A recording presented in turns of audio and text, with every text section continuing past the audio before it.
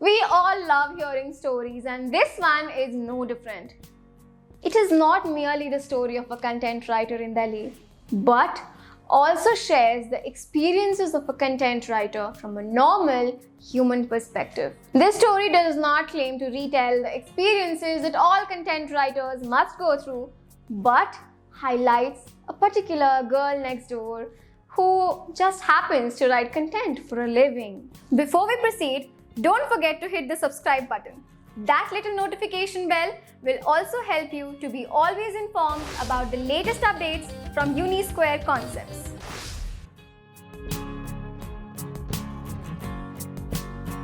This is not just a story of a content writer in Delhi.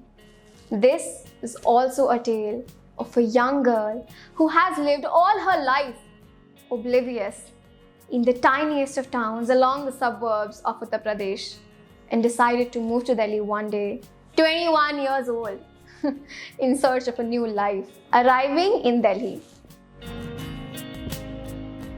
Meera, like most unfortunate hopefuls who arrive at the capital, was full of ambition and awe. But it didn't take long for the disillusionment to set in as the days went by. Arriving from a small town in Uttar Pradesh, she was lost in the hustle bustle of the capital. Her eyes full of dreams. Meera had always wanted to be a content writer and live in Delhi. The experience of a content writer, especially when the person is a young, beautiful woman, can be tricky to say the least. Finding a place to stay. Firstly, Meera does not have enough money to afford the kind of tranquility that writing demands. Instead, she finds herself in a minuscule paying guest facility that is swarming with girls who are so loud that she can scarcely hear her own thoughts. A feeling of being destitute envelops Meera, considering the food she is made to eat and the lack of privacy in a room she is made to live. Meera succumbs to these, citing them as just experience of a content writer that she has no choice but to go through. Gone are the days when Meera owned her own room, a four-wall block of comfort and privacy.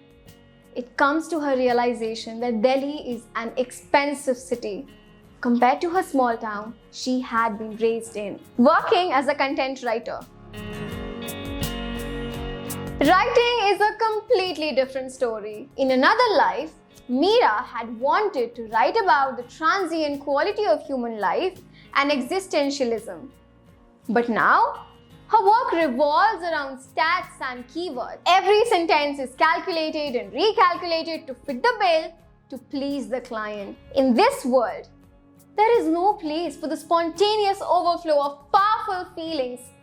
And as a content writer in Delhi, Meera knows she signed up for it. But why does that make her feel like she is living in boxes? Meera almost feels like an inanimate object, pleasing her boss, the clients, and all the people who see right through her. Was creativity ever meant to please other people? What happened for art's sake?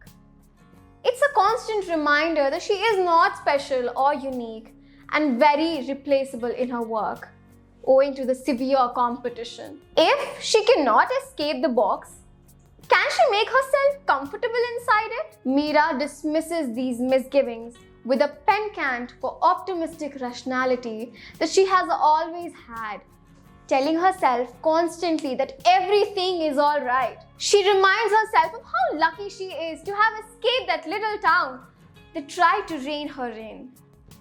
It is vital to compare her life with that of her friends from back home.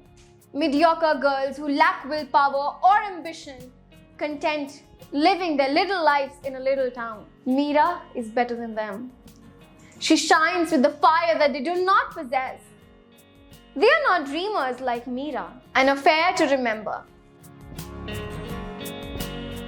Maybe it was this thought, this intensive belief that Meera was not ordinary, that allowed her to indulge with a copy editor in her firm.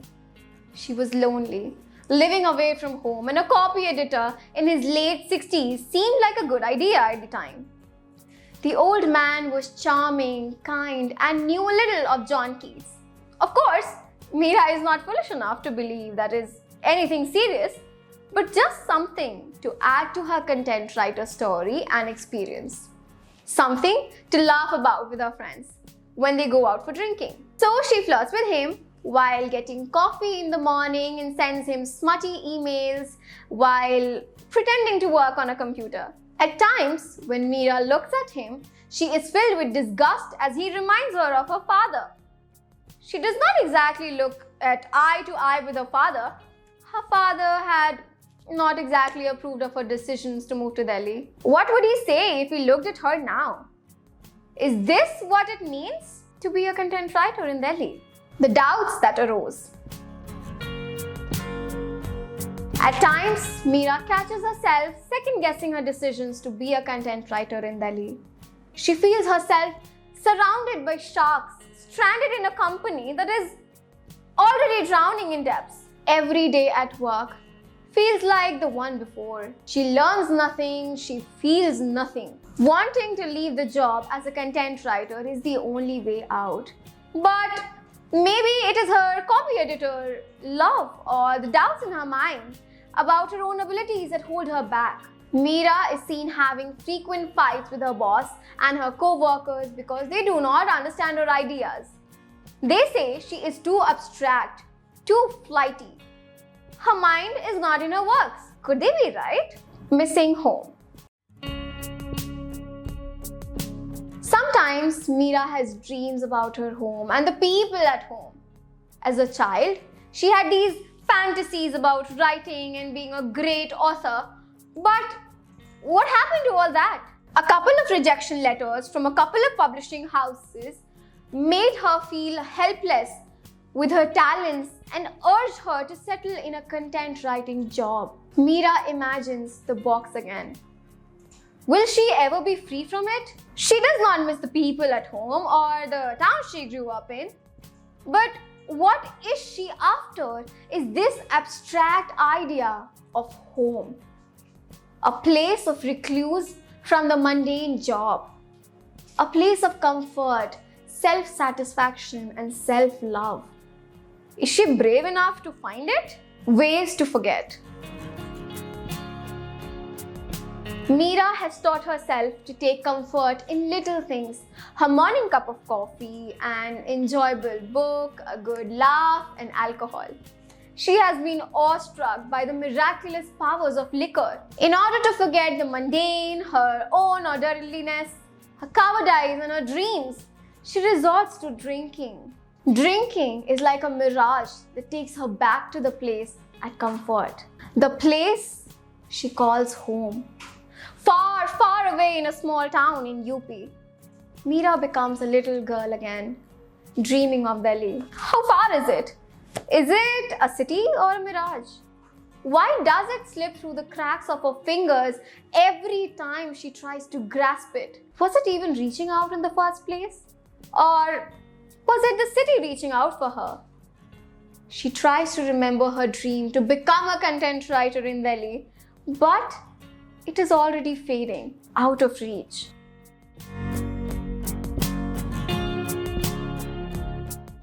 If you like this video, then don't forget to subscribe to our channel and share it further with your friends.